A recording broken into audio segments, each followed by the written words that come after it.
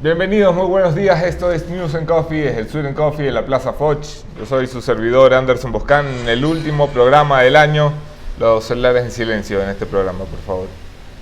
Tenemos como invitado esta mañana a Luis Eduardo Vivanco, periodista de... ¿Cómo se llama? ¿De qué? ¿Donde yo trabajo? Sí. La Posta se La llama. Posta. La Posta. La Posta. ¿Y aquí el programa cómo se llama? Aquí el programa se llama News and Coffee, ¿De qué medio? Disculpa. de La Posta. Respetable medio de comunicación. Hombre, bienvenido Luis Eduardo. Queríamos hacer un repaso a los hechos que hicieron noticia este 2017. Las agendas de todos los periodistas del país estaban ocupadas. Me imagino que me han invitado solo porque básicamente no había nadie más que invitar. Sí, bueno, ya todo el mundo está de viaje.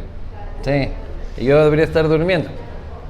Bienvenidos ustedes, esperamos sus preguntas, sus comentarios y arrancamos enseguida con nuestros buenos amigos Georgitos Glases. Luis Eduardo, ha sido un año agitado. Si tuvieras que ponerle un titular, ¿cuál le pones? Uy, ha sido un año bastante difícil en muchísimos aspectos. No sé, un titular me pones medio en curva, pero ha sido un año de un poco dado de vuelta a la cabeza, ¿no? Donde las cosas han cambiado absolutamente, la gente ha cambiado muchísimo, ¿no? Últimamente también este año, los correístas ya no son correístas, los lacistas ya no son lacistas. Ha demostrado que si es que Jaime Iván Caviedes pudo dejar la parranda, todo el mundo puede cambiar en esta vida también. Si Gerardo Mejía se volvió cristiano, no hay por qué que los correístas tampoco puedan rehabilitarse. Profundos comentarios. Da mucha esperanza este año porque la gente puede cambiar. Este fue un año de noticias. Bueno, he hecho una recopilación de las principales noticias del país y a nivel internacional que me gustaría ir revisando mes por mes. Vivanco sí tiene pelo, dice Carlitos Gil. Todavía. Quemen los monigotes en vivo. Eso vamos a hacer en la tarde, pónganse pilas. Ese año viejo es del sobrino más famoso de este país. Así es. Oye, mi sobrinito chiquitito. Bueno, enero, comencemos por enero. Vamos a ir revisando mes por mes. Enero, nivel nacional. Estamos en plena campaña electoral. Igual que este enero, fíjate tú, un año después volvemos a tener una campaña electoral y elecciones. En enero se pensaba que el país podía acercarse a una victoria en primera vuelta del oficialismo.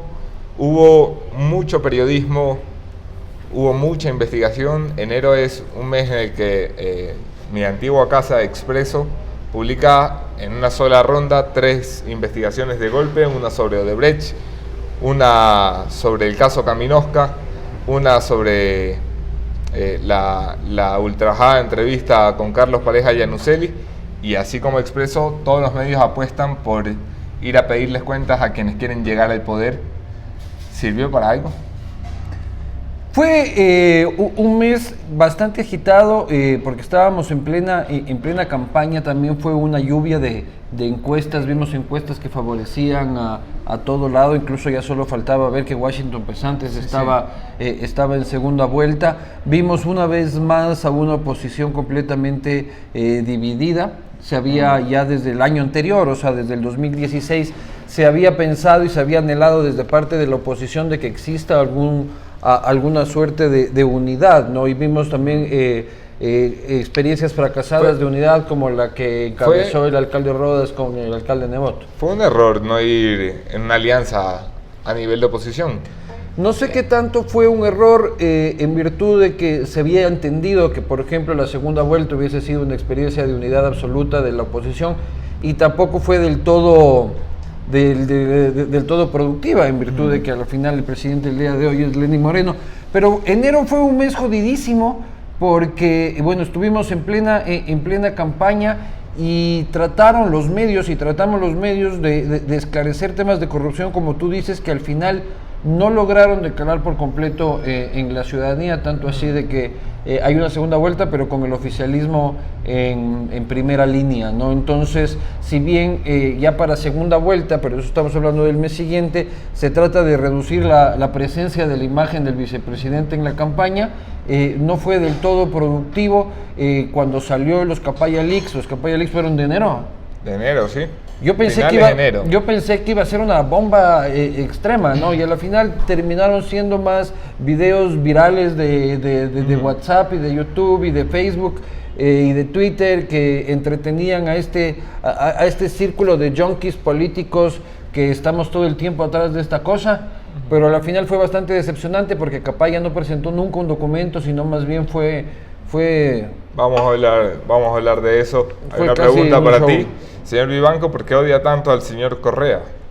Yo no odio en lo absoluto a Rafael Correa. Rafael Correa es un gran tipo, me ha invitado a pasar estas navidades en Bélgica, pero el frío de Europa en esta temporada no va conmigo. Prefiero que me invite Carlos Pollitt a pasar en Miami, donde se está más calentito. No, y hablando en serio, no lo odio, pero sí estoy absolutamente convencido de que fue el líder de un proceso político que ha sido sin duda el proceso político más corrupto de la época republicana.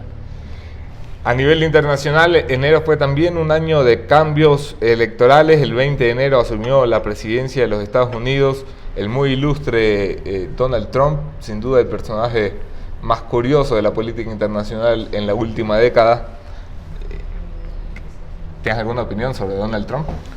Yo pensé que se iba a acabar el mundo en algunos momentos, ¿no? Cuando cuando ganó, me acuerdo de haber estado en una reunión diplomática cuando se oficializó el triunfo del tipo y las caras largas de preocupación eran por todo lado. Y luego yo pensé que en realidad iba a haber un caos mundial, en realidad pensé que el tipo iba a aplastar el botón rojo cada que le salía de los huevos.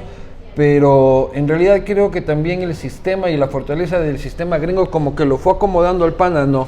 Y como que lo fue poniendo en el redil y poniéndolo dentro de lo posible, ¿no? No cantes mucha victoria que lleva menos de un año.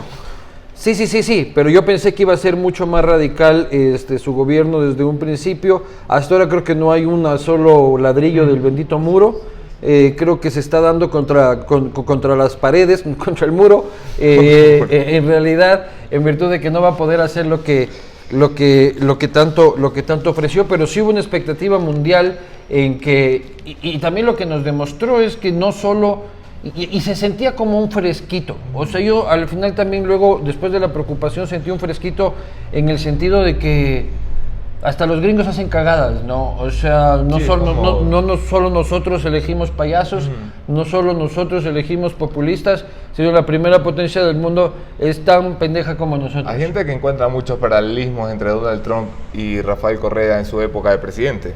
La escasez de pelo es una, por ejemplo, similitud importante, y la otra es la utilización de las pasiones más bajas, en el sentido de más animales del electorado para movilizarlos, ¿no? Hombre, y el uso de Twitter como si tuvieran 16 años. Sí, pero no es el único, ¿no? O sea, bueno, Donald Trump es un caso paradigmático porque gobierna en Twitter, ¿no? O sea, sus decisiones se dan por Twitter, y también vimos a Rafael Correa que también decapitaba hasta la cúpula militar en Twitter, ¿no? Cosa que no se había visto nunca antes. Y también veíamos al ministro Serrano, acuérdate, sentenciando por poco. Hombre, diciendo los delitos, ¿te acuerdas del caso Sharon? ¿Cómo llegó a ser un femicidio? Solo porque dijo el man. Entonces, bueno, el tema de Donald Trump ha demostrado eso, de que las principales potencias del mundo también estaban propensas y vulnerables a los populismos. Luego vimos más adelantado el año que Francia también casi cae en el mismo asunto. Sí, ya vamos a hablar de eso. Y por suerte, Franchute salvaron el pellejute. ¿Cómo ves la proyección de AP para este 2018? ¿Se reforzará la posición de los opositores de su propio partido? ¿Será que la oposición terminará por aceptar y asumir la presidencia de Lenin? Pregunta Beto Basurto. Gracias, Beto.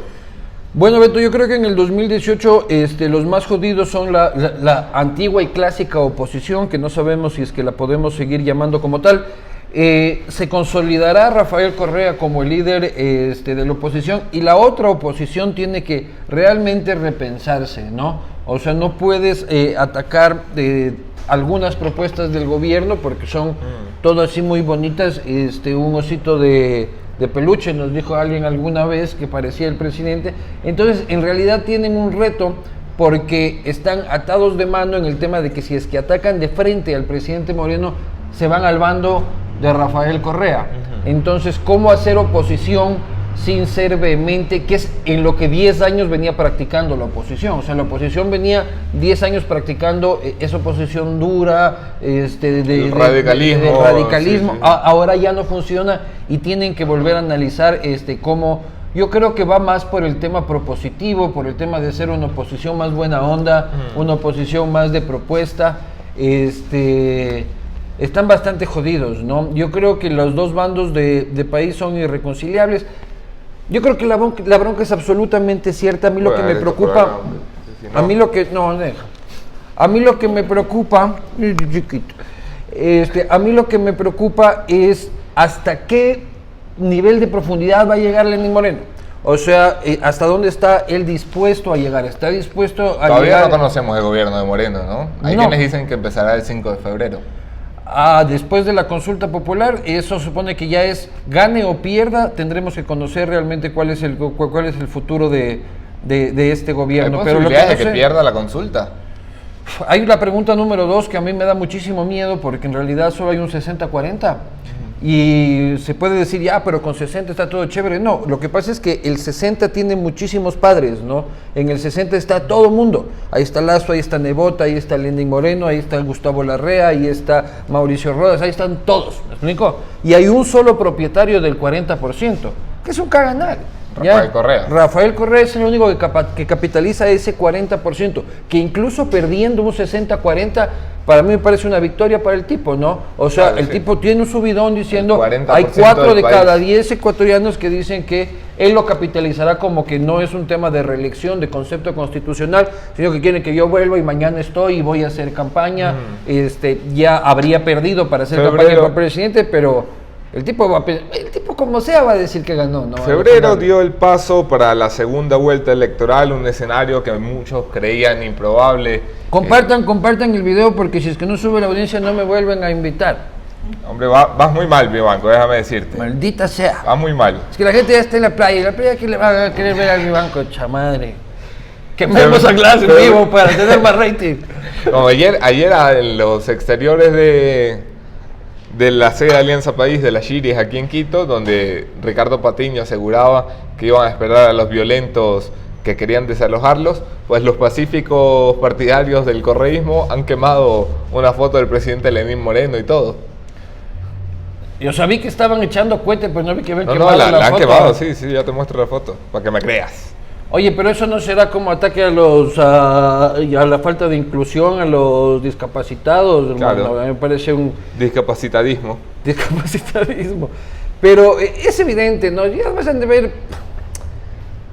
Son pasiones absolutas, son los grupos radicales también desesperados, y la quema de una foto... puede resultar simbólica, pero el nivel de impacto que tiene ya en un presidente que, si bien ha ido bajando sus cifras, siguen siendo cifras positivas, no creo que tiene mayor impacto. Febrero dio el paso a la segunda vuelta. Hablábamos ahora de las alianzas opositoras. En segunda vuelta, todas las fuerzas o todos los candidatos de oposición deciden dar su respaldo a Guillermo Lasso. Solo uno de los candidatos, Iván Espinel, se cruza a las orillas del gobierno. Ya veríamos después que llegaría a ser ministro de Estado del morenismo. ¿La oposición realmente apoyó a Guillermo Lasso? Creo que de manera muy mediocre. Creo que también Guillermo Lasso cometió en segunda vuelta muchísimos errores, ¿no? O sea, cuando se anuncia la segunda vuelta, incluso las primeras encuestas le daban a Guillermo Lasso una ventaja sobre el oficialismo. Sí. Ventaja que fue perdiendo a través del tiempo por no reconfigurar su discurso. Los otros actores de oposición más claros se barajaron, o sea, dijeron, sí, yo te apoyo. Nebot y el Partido Social Cristiano aseguran haber hecho campaña. No vi De corazón no vi. ¿Me explico? No vi que realmente lo hayan apostado, de que hayan salido con todo su músculo electoral a la calle. La izquierda democrática dubitativa, dividida, no manifestó su apoyo, creo que hasta el final. Y en realidad no vi una articulación de la oposición, lo cual nos demuestra que la unidad previa también siempre fue una quimera y siempre hubiese sido imposible, porque nadie afloja su metro cuadrado en este país, ¿ya? Entonces todo el mundo cree que mi 12% que saqué, ese es mi 12%. Y hay que defenderlo con los dientes. Y yo no te voy a prestar mi 12%, es como el Kiko con la pelota, que no la presta, ¿no? Entonces no hubo un apoyo frontal. Me hubiese gustado en realidad ver una oposición más generosa, menos egoísta en cuanto a estas pequeñas parcelas de poder que valen carpeta. A nivel internacional, febrero era el escenario que revivía con muchísima fuerza un conflicto que lleva más de 5 años en la palestra y que este año llevó al límite institucional a la República Española. Estoy hablando de la crisis catalana, que para febrero ya anunciaba la voluntad de celebrar, ahora sí, después de tantos años de amague, un referéndum. La crisis catalana puede partir el modelo de la España republicana que conocemos. Yo creo que los independentistas han ido creciendo han ido creciendo desde 2012, 2013, producto de la crisis económica española, ¿no? O sea, claro, cuando hay plata todos somos chéveres y todos nos queremos, ¿no? Pero cuando ya no hay plata... Y viva España. Viva España. Empiezas a buscar de que los problemas de falta de empleo en Cataluña son porque Madrid se lleva todo el dinero, por el centralismo, y todos esos fantasmas. Entonces, si es que hubiese sido un proceso nacido más alejado de una crisis económica, creo que tendría mucho más validez. Y además aparece con una suerte de pesca de pesca a río revuelto de nuevos líderes catalanes, que tratan de capitalizar aquello, y además de utilizar el desprestigio de un líder poco carismático como es el presidente Rajoy. Creo que fue una experiencia triste para España, en realidad en lo que fue todo su resultado, una experiencia que lo que termina haciendo es logrando dividir aún más la ya dividida España, porque España es un concepto confuso, porque están divididos por todo lado, y lo único que hizo fue potenciar esa división y lastimar más a un país maravilloso. Te doy paso a preguntas de la audiencia. Luis Alexander Silva te pregunta... Yo pensé que era el Alexander ese que me trolea todo el tiempo. Oye, que ha sacado un montaje maravilloso ayer, le he dado hasta like. ¿Sí? Sí, ya te lo muestro. Chévere. ¿No creen que la fuerza política y popularidad de Lenín Moreno ha bajado? Es normal que vaya bajando, o sea, nadie puede mantener niveles de aceptación en ese estándar durante muchísimo tiempo, ni en el matrimonio, ¿no? O sea, te casas... Muy cortita la respuesta, quedamos por febrero todavía. Ah, ya, muy bien. Entonces sí creo que es normal que se le baje la espumilla. Sí. Señor Vivanco, ¿es necesaria una reforma a la ley de comunicación? Mi punto de vista es de que debe existir una derogatoria de la ley. Pero ese es mi punto de vista, ¿no? Y no porque sea mi punto de vista tiene que ser lo que tiene que suceder. Yo, con que el presidente Moreno cumpla su oferta de campaña, que es lo que tienen que hacer los políticos, de aplicar y de presentar una reforma a la ley, ya me doy por contento. O sea, al final son de Alianza País.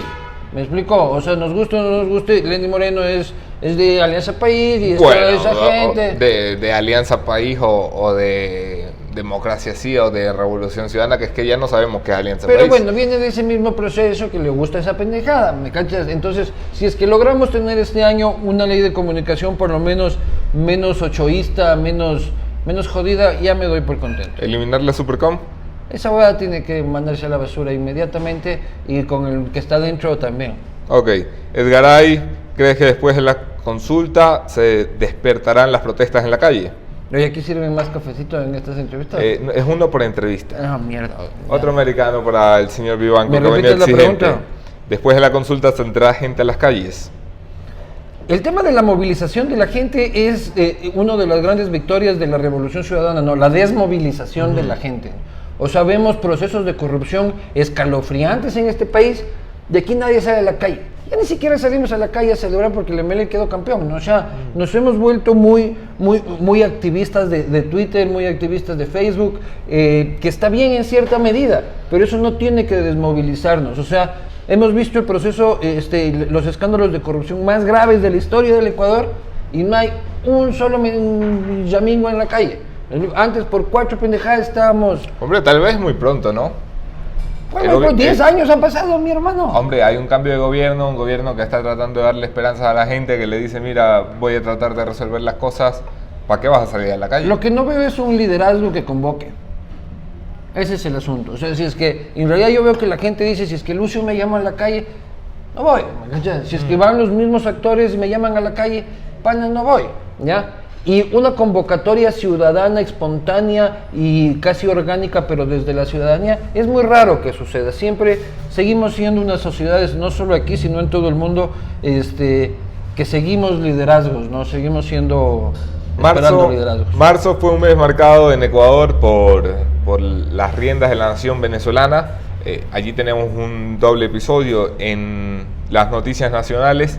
Tuvimos la visita de Lilian Tintori, fue una visita bastante accidentada. Lilian venía a darme un soporte básicamente a la campaña de la oposición, a darme un abrazo, que hace tiempo que no nos veíamos, y fue expulsada del país. Eso creó un gran zafarrancho y trajo a la crisis venezolana a plena campaña electoral.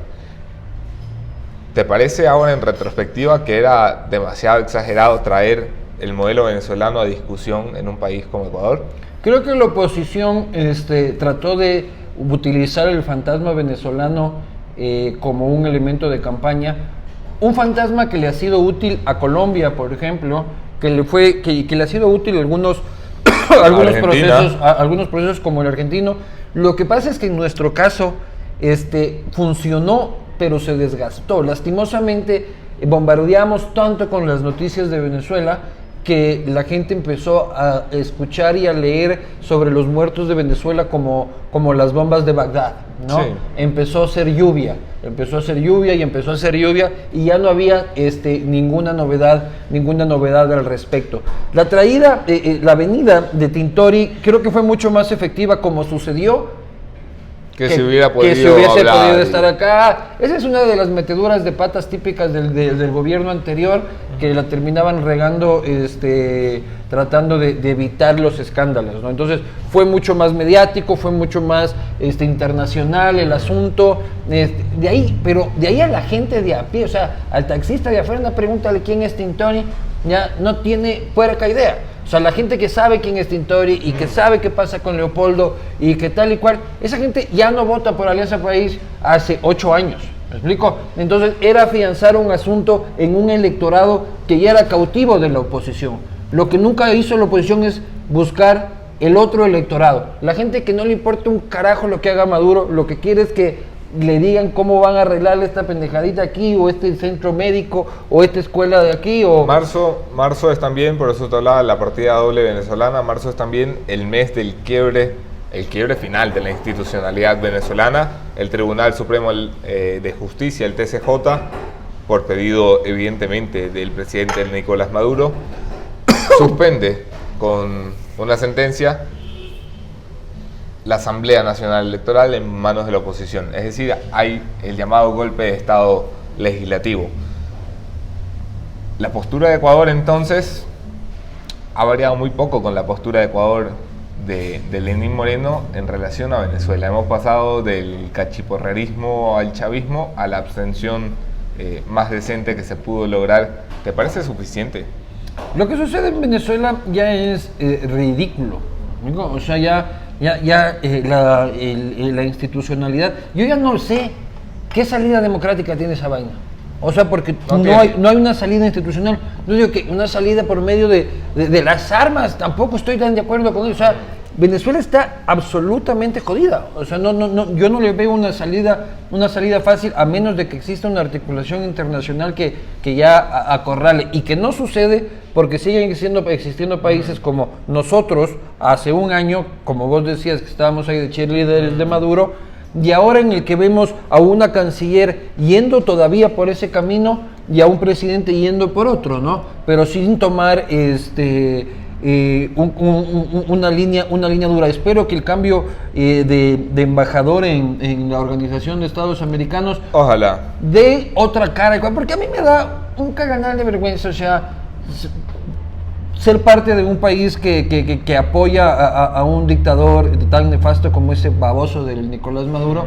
Me da muchísima vergüenza. Lenín Moreno había prometido refrescar las relaciones con Venezuela. En la última gira que hizo España, precisamente este mes, se dijo muy preocupado por las condiciones democráticas, por los presos políticos. Lo dijo por primera vez, se pronuncia la expresión presos políticos del gobierno ecuatoriano. Porque la canciller María Fernanda Espinosa sigue actuando como si fuera la que dirigiera las riendas de las relaciones exteriores de este país. Porque ella viene de ese proceso, a ella le encanta esa huevadilla. O sea, le encanta el chavismo, la espada de Bolívar y la vaina. Latina. Y no nos olvidemos que la canciller es un rezago de esta people, o sea, del correísmo puro y duro. ¿Debe salir la canciller? Absolutamente, pero mañana. O sea, no podemos tener un país en que la canciller no representa los principios que el presidente entendemos que cree sobre la política internacional, y no podemos seguir siendo un país que ha preferido de gritar viva, viva a hacerse el cojudo con el proceso de derechos atentatorio a los derechos humanos que tiene Venezuela. Yo no me quiero hacer el cojudo con los muertos de Venezuela, y creo que 9 de cada 10 ecuatorianos no se quieren hacer, y los otros 2 son Patiño y Rafico y la canciller. Entonces tiene que responder a eso, ¿no? Al respeto a los derechos humanos. Si no le gusta a la señora, ya salió el marido, pues que vayan juntos a la casa. Leonel Patricio Ramos, ¿crees que después de la consulta el presidente Moreno por fin cambie su gabinete? Después de la consulta va a pasar muchísimas cosas, porque como ya adelantaste tú, veremos la verdadera cara del gobierno de Moreno. O sea, Moreno todavía tiene que mantener las ataduras de sus alianzas en este momento, porque él no tiene el músculo suficiente como para ser único en la campaña. Entonces veremos también esas alianzas cómo se pagan después de la consulta. Veremos el nivel de victoria o la derrota, uno nunca sabe. Eso replantearía muchísimas cosas. O sea, si es que el gobierno pierde alguna de las preguntas, especialmente las 2 más importantes, se vuelve un gobierno absolutamente débil, un gobierno que no sé si es que termine el mandato. Diego Mauricio Rosero, un pronóstico para la terna vicepresidencial. Yo estoy proponiendo mejor a Anderson Boscampico, aunque tu condición de extranjero creo que te limita, ¿no? Minucias. Con un fallo de la Corte Constitucional. Uno le pide a la Corte y punto. Se arregla esa pendejada. 3 nombres. ¿A quién propondría yo? Dame un nombre que tú propondrías y un nombre que crees que ha sido propuesto o que va a ser propuesto.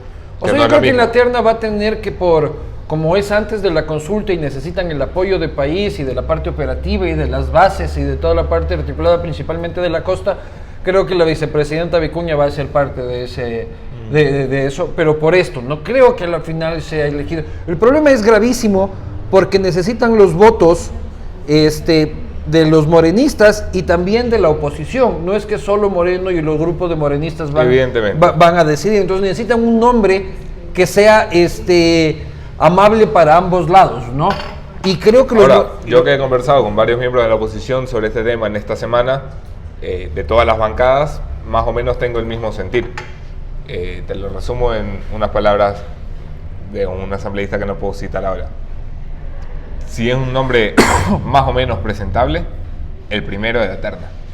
De hecho, el Partido Social Cristiano ha hecho pública su decisión de que, bueno, salvo que sea María Fernanda Espinosa o alguien totalmente impresentable, cuenten con el voto de la oposición. Claro, pero eso es lo que hay que ver qué es presentable y qué no es presentable. Incluso ahí por ahí suena hasta Gustavo Baroja, prefecto de Pichincha, como parte de esa terna. Daniel Bravo te pregunta, ¿Larrea qué te parecería para nuevo vicepresidente? Creo que es demasiado fuerte. O sea, creo que es políticamente incorrecto por el tema de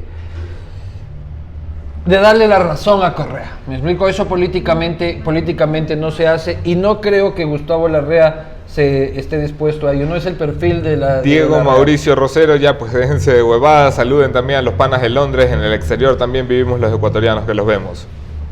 Panas de Londres, tómense un ginebra, tómense un whiskacho de escoceses de 31. Y abríguense porque he leído hace poco que ha nevado en Londres, lo cual me parece extraordinario. Yanela Espinosa, feliz años a todos en La Posta, que en 2018 sus lectores dejen de ser tan sensibles.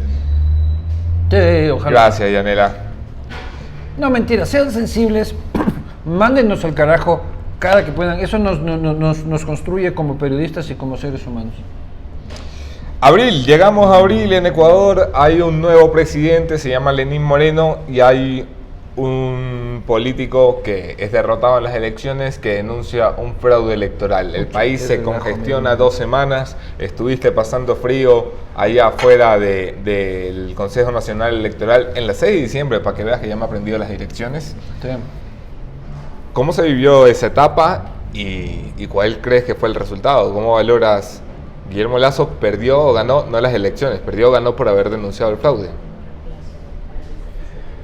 Bueno, absolutamente complicado. Creo que una parte, en la primera vuelta, pues cuando también se denunciaba que se intentaba robar la segunda vuelta, creo que fue un proceso más aglutinador, ¿no? O sea, había más gente, la ciudadanía estaba más convocada, sentía que le estaban robando. Eso ya no pasó en la segunda vuelta, se mantuvo el núcleo duro de las propuestas, más o menos alrededor de Andrés Páez, que es la oposición radical. Y eso no se pudo extender en la opinión pública. Yo sentía que la gente era como que ya, la mierda, ya se perdió, sí. ¿Ya?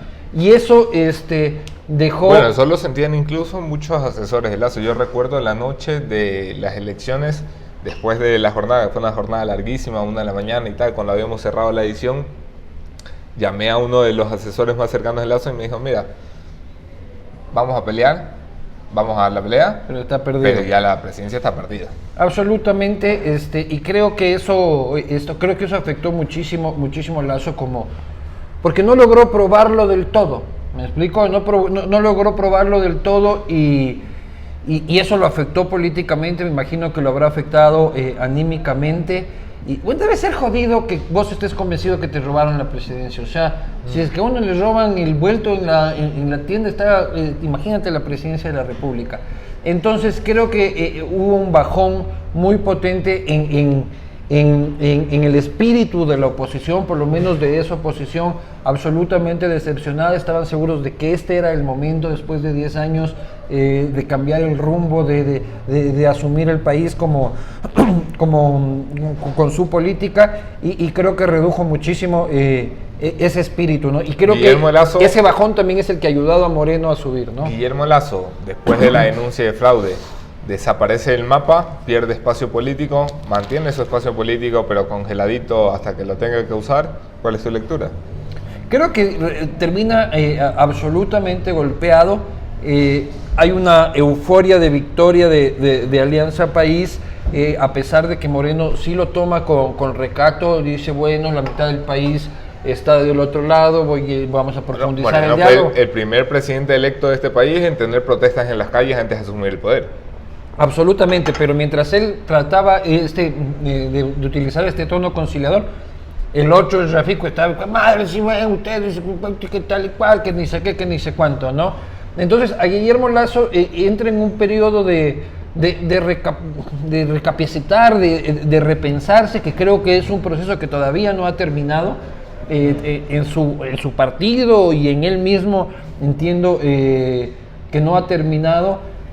Y me parece que él tiene un reto muy fuerte, ¿no? O sea, tiene un reto muy fuerte precisamente porque el discurso del diálogo lo ha desarticulado a él y a toda la oposición. Sin embargo, él ha mantenido un punto de la oposición un punto que a mí yo lo respeto mucho, es de que sí, todo bien, bacán, ¿ya? Pero tampoco todo está de puta madre, ¿no? O sea, ¿qué onda con esto? ¿Qué onda con esto? ¿Qué onda con esto? Y ha sido el único de la oposición que no ha ido al selfie al Palacio de Coronel. Tal vez ¿Te por parece ahí mal que los demás hayan ido al selfie? No, cada cual hace lo que le da, lo que le da la gana. A mí sí me gusta el tema de que hayan ido por el tema de la reconciliación nacional. Yo ya estaba hasta los huevos de tanta bronca, en realidad. Entonces yo sí siento un alivio y me parece que eso permite un potente alivio. ¿El presidente te ha invitado a un selfie a ti? No, pero yo sí a él y hasta ahora no me acepta. A ver si lo etiquetamos para que conteste. Abril es otro escenario electoral en el mundo internacional que cambia las perspectivas, le da un gran respiro a la Europa que conocemos de los derechos y la coherencia y la lógica elemental con la victoria de Emmanuel Macron en Francia peleando contra los nacionalistas de Marine Le Pen.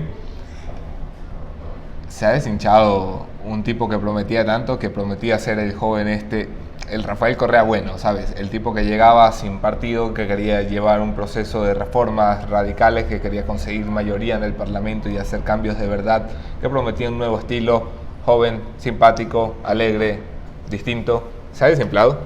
Sí, a la final ha terminado ubicándose donde se ubican todos, o sea, el sistema ha vuelto a ponerlo, a poner a las personas en su sitio. En Europa es aún más complicado porque la interconexión europea también sí, te limita en muchísimas cosas, pero sí, evidentemente no ha sido quien nosotros esperábamos, pero aún así sigue siendo mejor que lo que era la otra opción, que hubiese sido peligrosísima. Doy lectura a unas preguntas más de la audiencia. Diego Vallejo, saludos. ¿Por qué no se habla de aquellas organizaciones políticas que según Mangas callaron en la segunda vuelta? ¿Cuáles? Me refiero, no sé, hombre, me imagino que se refiere a las fuerzas de oposición. Ya, bueno, ya hablamos un poco de Mangas eso, no se refiere o sea, digo puntualmente a ninguna. Fue un apoyo absolutamente tibio, sin operación política en la calle, ¿no? Luis Alexander Silva, lo más bacán ha sido leer cada día los buenos días de Anderson. Cada mañana me cago de risa. Muchas gracias, Luis. Solo por eso lo voy a seguir haciendo en 2018. Saludos, bacán ese viejo. ¿Cuándo va a quemar esos años viejos? Lo haremos. Hoy en la tarde. ¿Para cuándo un testimonio? El testimonio está para este fin de semana. Lo ha hecho Luis Eduardo Vivanco, que quiere mantener viva. Testamento. El testamento, el testimonio. Que para mí es lo mismo. Que para mí es lo mismo. Qué bestia, bro. No honras las tradiciones de la patria. Andrés te pregunta, ¿qué piensas de Jorge Glass? ¿Crees que quiera cooperar con la justicia? Él no va a cooperar con la justicia porque cooperar sería confesar. Su victimización va a ser su única salida, a pesar de que hay gente que se queja de que, yo también, de que solo son 6 años, pero ahorita ya últimamente lo he visto, 6 años es un caganal, ¿no? O sea, 6 años metido en el tarro, sales hecho polvo. Claro que uno dice, 6 años, pero te habrás metido 200 millones y ya sales a vivir. Sí, pero yo por 200 millones de dólares no me voy 6 años al tarro, hermano. O sea... ¿Por 300? ¿Tienes? ¿301? Ahí podemos... Tengo una suite en el Swiss Hotel en el que podemos conversar eso, no lo conversemos aquí en vivo. Pero... O sea, es un tipo... 6 años de comienzo. Porque Glass puede acumular hasta 40, fácil. Claro. Pero digo, ya solo con 6, qué jodido. Y hay una cosa que determina el futuro político de Jorge Glass y es la sabiduría del populacho. ¿Ya? O sea, ver la cantidad de años viejos que hay este año, todos con el tipo lleno de billetes, vestido de preso, con cadenas, eso demuestra, no hay mejor encuesta, ¿me explico? Es como creer el año pasado que la jueza Collantes tenía una posibilidad para ser candidata a la asamblea. Sí. Esa es la sabiduría del pueblo reflejada en un monigote y el tipo está jodido. Políticamente... no sirve pa' malditas en la... Roxana Palma, ¿consideras que la decisión de la jueza a favor de Teleamazonas terminará con los atropellos de la prensa? Luego me enteré ayer también, otro fallo a favor del diario El Comercio, sí, en el que también le obligan a mi brother, mi ñaño, el Supercamp. Ahora vamos a empezar a hacer fila en la Supercomp para que nos den disculpas, ¿no? Yo debo confesar que sentí un poco de envidia con Venezuela, Teleamazonas ayer, porque yo he ido a esos tribunales a pedir respeto y justicia. Nunca ganas de veces, pero nosotros cuando yo trabajaba en el diario ahora fuimos los más sancionados. Estaban en el ranking number one de, perdón, de los más sancionados. Entonces, espero que tal vez en algún momento también se haga justicia con el diario La Hora. Pero qué rico se siente, mi hermano. O sea, la venganza dicen que es un plato que hay que servírselo bien frío. Y la justicia tarda, pero llega. El tipo está acabado. ¿Aceptarías el cargo de superintendente de comunicación? Te pregunta Charlie Andrade. De una. ¿Cuánto es? ¿Cuánto pagan? Hombre, no sé, pero puedes darte unos bonitos extras para que después Contraloría te destituya. Claro, de una. Chévere. ¿Está libre el cargo ya? Carlos Ochoa, ¿cuál es tu opinión de Carlos Ochoa? No como persona, como funcionario, ¿no? Nefasto.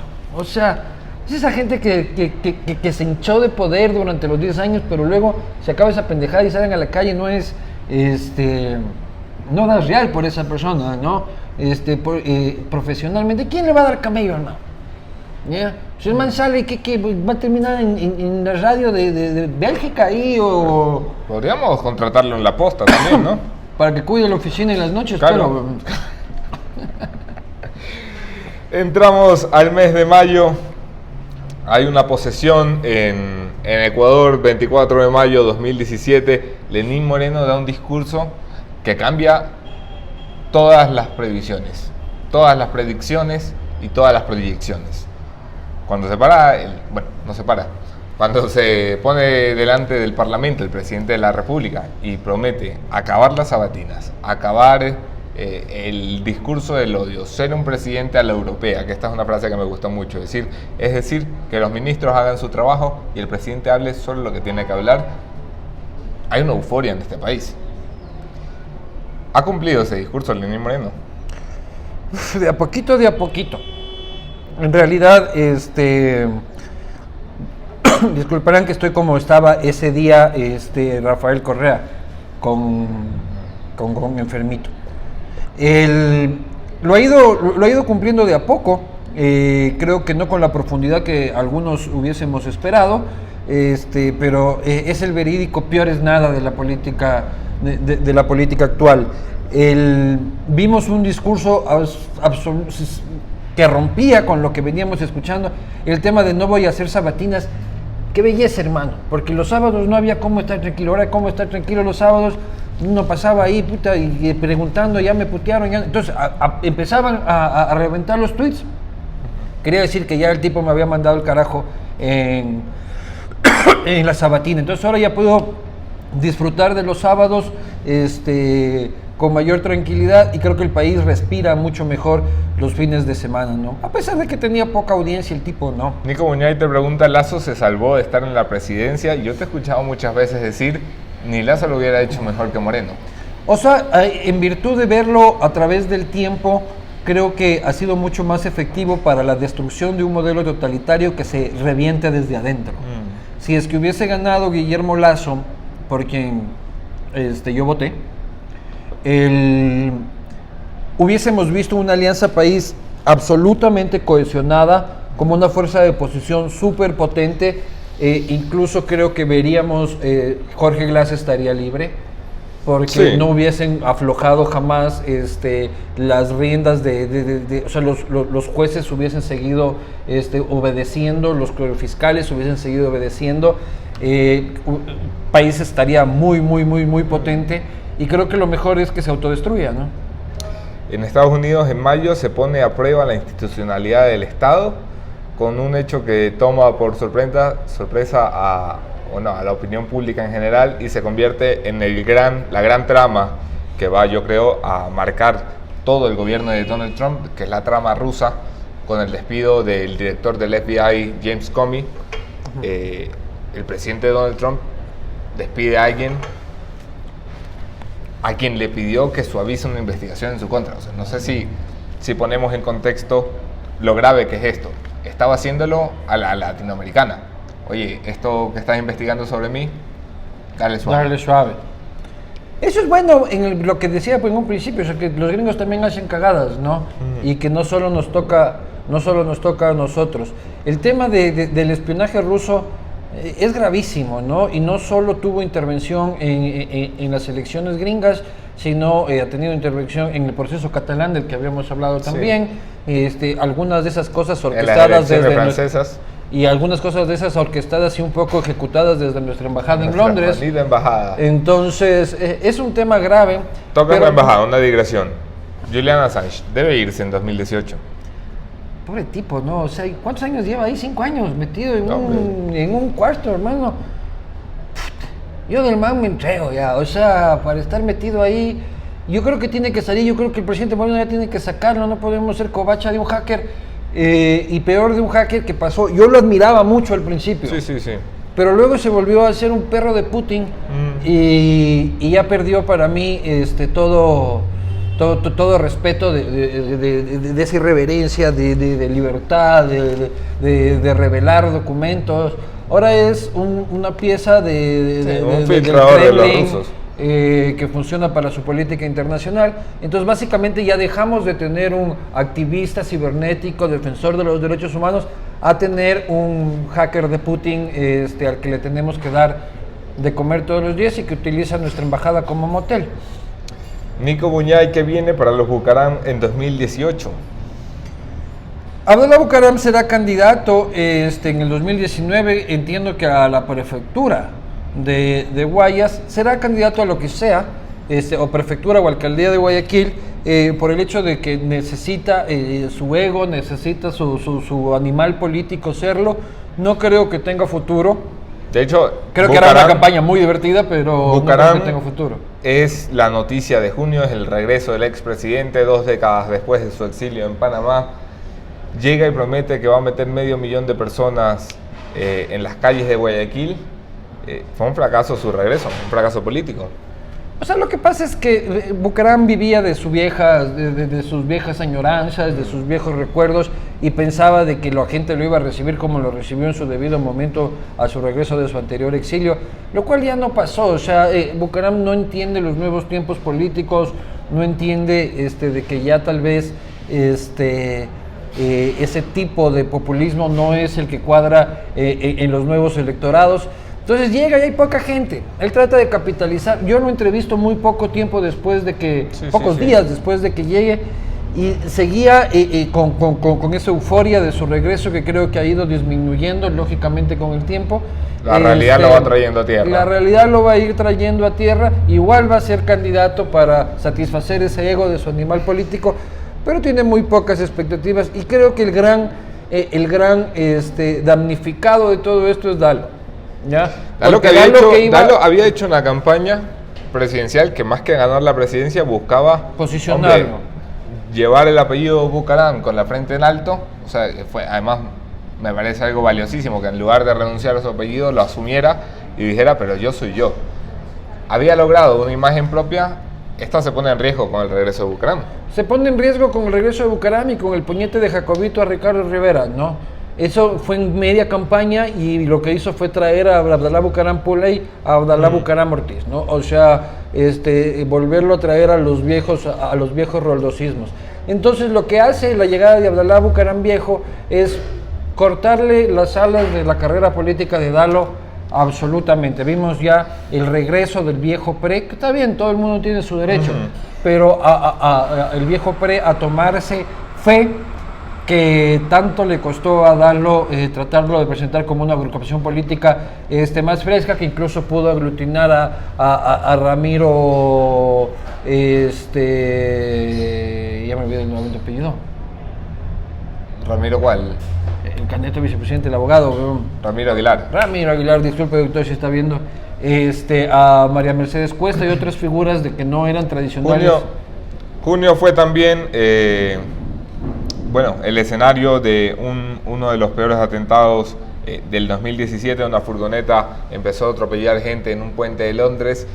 Traigo esto solamente para mencionar que en 2017 hubo casi 20 atentados terroristas de importancia bajo la nueva modalidad de los lobos solitarios. Está muy lejos de América Latina, pero no muy lejos de nuestros migrantes en todas partes del mundo. Y luego hubo uno en Barcelona, ¿no? Hombre, hubo en Barcelona y hubo en la mayoría de las ciudades importantes. Claro, digo, hubo por el 3 tema en de Estados Unidos. la cercanía de nuestros migrantes. Claro, absolutamente. Y eso es porque el mundo tampoco creo que ha entendido la nueva dinámica. Creo que... El terrorismo 2.0. Sí, y de dónde viene el tema, ¿no? De la desarticulación de países totalitarios, de la guerra de Irak, en realidad, que creyeron que entrando a dar bala era la única forma de desarticular eso, y lo único que hicieron fue una diáspora de células terroristas por el mundo. Hemos hablado ya del caso de Brecht, lo vamos a tratar por encima porque es la noticia de julio. Julio se inaugura el 2 de julio con una gran redada que deja 9 detenidos, entre esos el tío del vicepresidente Ricardo Rivera. ¿Te da esperanza de que las instituciones vuelvan a funcionar en este país? No sé hasta qué profundidad van a llegar, no sé si es que quieren, eso es lo que decía que me preocupa, ¿no? Que nos quieran dar así, tengan este año viejo de Jorge Glass. Tengan la cabeza que querían. Quémenlo, denle todas las patadas que quieran, el tipo está acabado políticamente, pero que no lleguemos al fondo de las cosas. Aquí todo el mundo, nadie se ha llevado nada. O sea, todo el mundo dice que nadie sabe dónde está la plata, todo el mundo es inocente y ya me están viendo la cara de pendejo. Y yo creo que hubiese esperado un peor papel del fiscal, pero todavía creo que no está haciendo el papel histórico que le corresponde. Pero a la final todas las instituciones se han puesto a funcionar con este caso. La Fiscalía pide la pena máxima para Jorge Glass. La Corte Nacional de Justicia... un delito chichihue, pero... le da el delito que podía probar. Ahora tiene que abrir 8 investigaciones más. La Corte Nacional de Justicia le da la máxima sentencia y más de lo que se había pedido. La Corte Constitucional le da paso al juicio político. La Contraloría destituye a Jorge Glass. La Presidencia lo deja sin funcionar. Aquí todo el mundo ha hecho su trabajo, menos la Asamblea Nacional, que ya lo sabemos que ahora tiene su última oportunidad, la Asamblea Nacional, para reivindicarse. Sí, pero creo que tarde, creo que muchos lograron fugar. Vemos un contralor vacacionando, y por más de que haya funcionado la institucionalidad, no tenemos...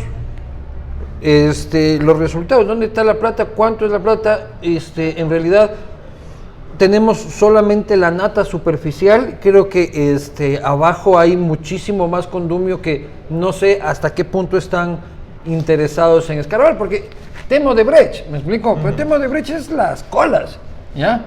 El tema de petróleo, el tema de deuda externa, ahí sí se llevaron el billete. Ahí es donde tenemos que mirar. Para agosto de este año, el presidente Lenín Moreno anuncia que Ecuador suscribirá un acuerdo de corrupción contra la ONU. Es una de las promesas de campaña que se le queda todavía en la congeladora. No ha sucedido. Correa lo acusó de afectar a la soberanía por llamar a las Naciones Unidas. Eso es un tema importante. Sin embargo, por ejemplo, en Guatemala,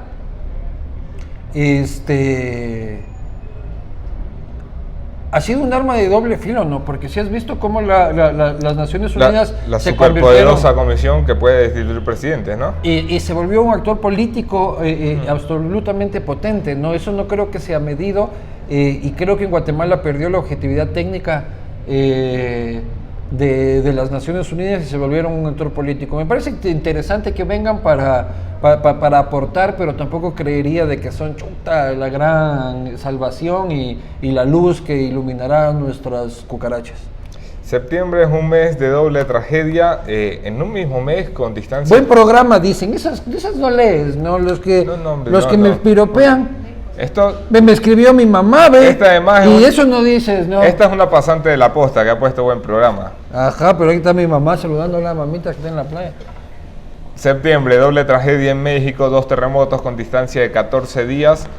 Fueron días difíciles para mirar las noticias. Yo recuerdo que tenía la sensibilidad ¿Ya todavía... pasamos agosto? Ya, hombre. Y mi cumpleaños es ahí, pues ahí eso no dices, no. Sí, evento nacional, las cosas importantes de la vida. Recuerdo la sensibilidad a flor de piel porque todavía no había pasado más que un año, 3 meses o 4 meses del terremoto de Ecuador del 16 de abril. Sí, pucha, México a cada rato está jodido. Y lo que pasa es de que México pensábamos que luego del terremoto de... ¿Cuándo fue? ¿Del 87? 86. Del 86, no, del 86 no fue. El 86 fue el Mundial de México. 88. Bueno, después de, pensábamos de que México se había ya curado y había aprendido las lecciones y vimos que en realidad de fondo no, y es un país absolutamente vulnerable, igual que el nuestro, que no hemos aprendido a eso nada. voy. Sigues construyendo con agua de mar, con sal de la playa, tus De aprender las lecciones, Ecuador debería mirar hacia adentro también. Ha aprendido las lecciones Ecuador, está preparado Ecuador para una catástrofe así. Terriblemente, no seguimos construyendo donde nos da la gana, queremos que aquí la zapada, no hay que, ponle una varilla menos a esa pendejada, si lo importante es verle la cara, que se vea bonito. Con tal de que se vea bonito, luego todo se cae y es terrible. Luego no va a ser el último terremoto lastimosamente, tal vez sea en 5, 10, 20, 50 años, 100 años, y hemos de estar diciendo, ay Dios mío, la misma pendejada. Es como yo, o sea, yo todavía no matriculo el carro, y hoy día ya me tocó, entonces siempre para el último, siempre dejando la pendejada. Así somos los ecuatorianos, no sapos. Pregunta Pablo Samantha, ¿aceptarías la alcaldía de Quito, Luis? De regalo del amigo secreto, pero... ¿No te interesa la política? La política me apasiona, amo la política, por eso hago periodismo político, pero no tengo intereses, no tengo intereses partidistas, porque no tengo quien me financie como le financiaban buen hombre. Daniel Calle, gracias Daniel, 19 de septiembre de 1985 a las 7:19 de la mañana. Gracias por el dato. Pero acá hay otro, dice 85, sí. Gracias. Estefania, salúdenme. Hola. Hola, Estefania.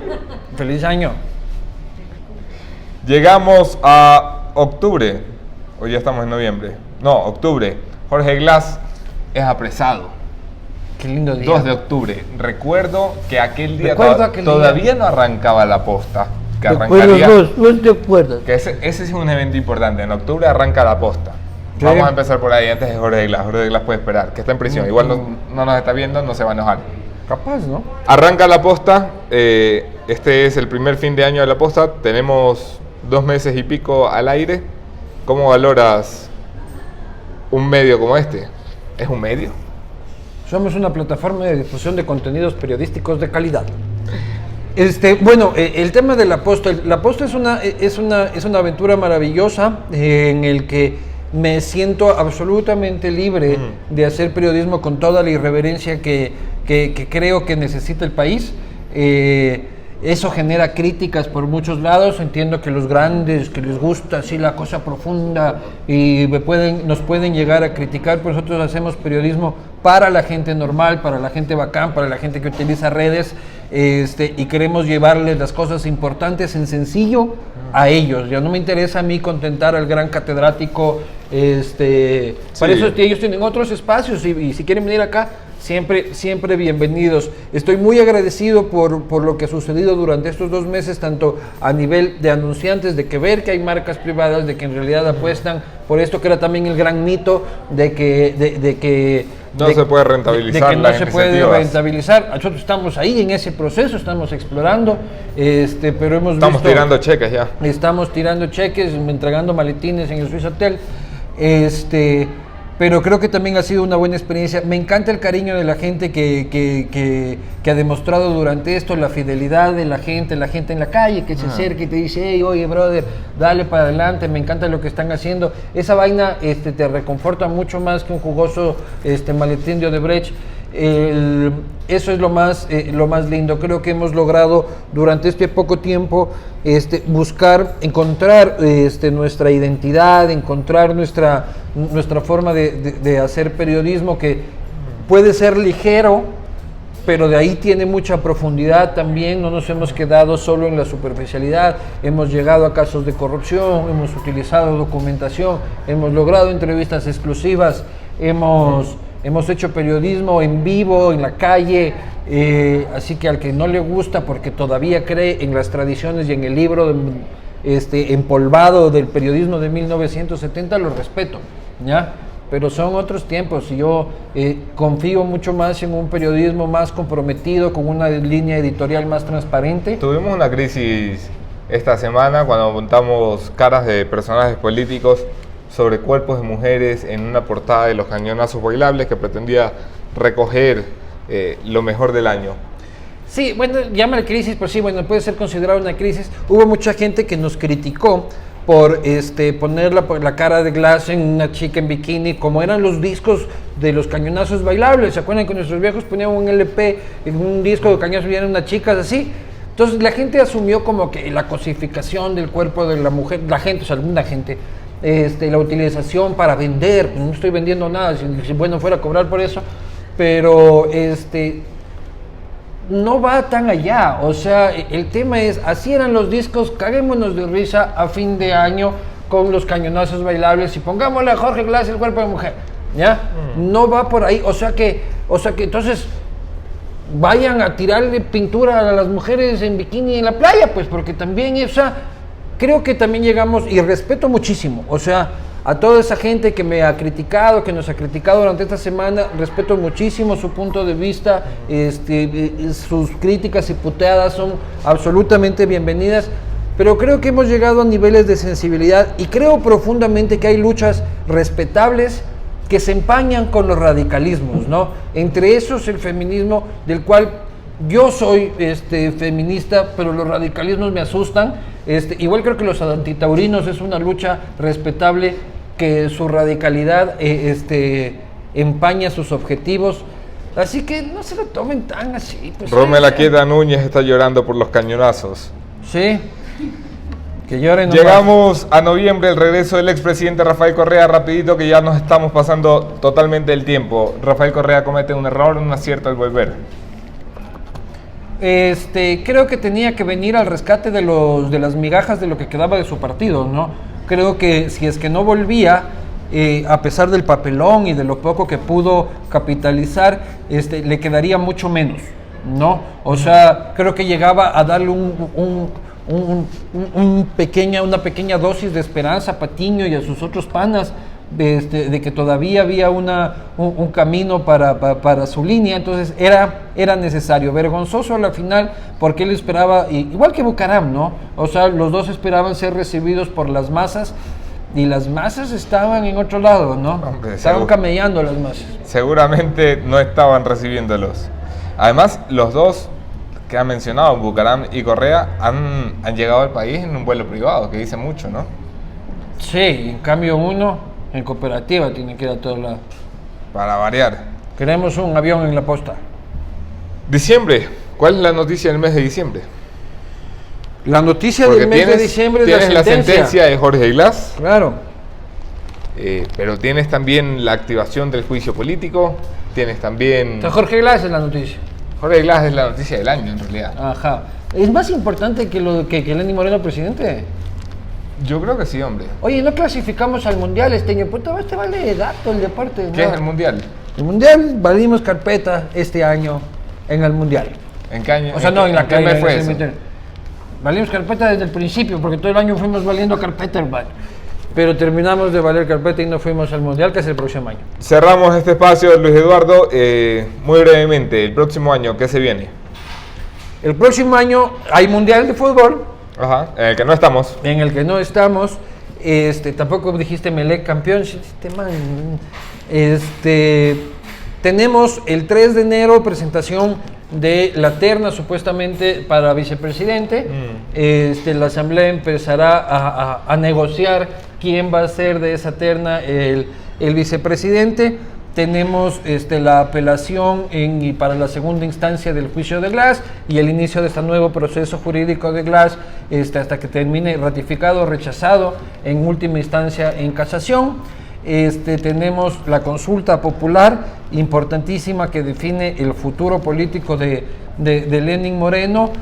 Tenemos también ya es un año preelectoral, ¿no? Porque tenemos ¿Alcaldía de Quito quién? Luis Eduardo Vivanco, dicen aquí. ¿Mauricio Rodas tiene opciones de reelegirse? ¿Sí o no? Yo creo que Mauricio Rodas tiene que dar un paso al costado, repensarse, reinventarse políticamente. Okay. Es un tipo todavía ¿Sí joven. O no te pregunté? No, me parece que no puede. ¿Los socialcristianos retienen el poder en Guayaquil?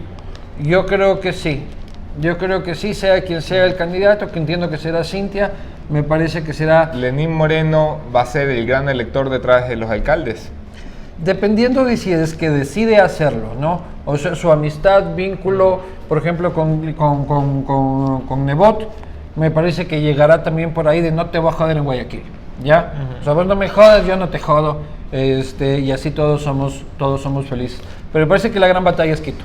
Cerramos este espacio en versión especial, horario extendido, como cerramos los espacios siempre en el News and Coffee, una lista de nombres. Tú me dices qué se te viene a la cabeza cuando escuchas Mauricio Rodas. Reinventarse y recoger la basura. Jaime ¿Una Nebot. sola palabra? Jaime Nebot. Jaime Nebot, el poder tras el poder en Guayaquil. Gustavo Larrea. El poder tras el poder en Carondelet.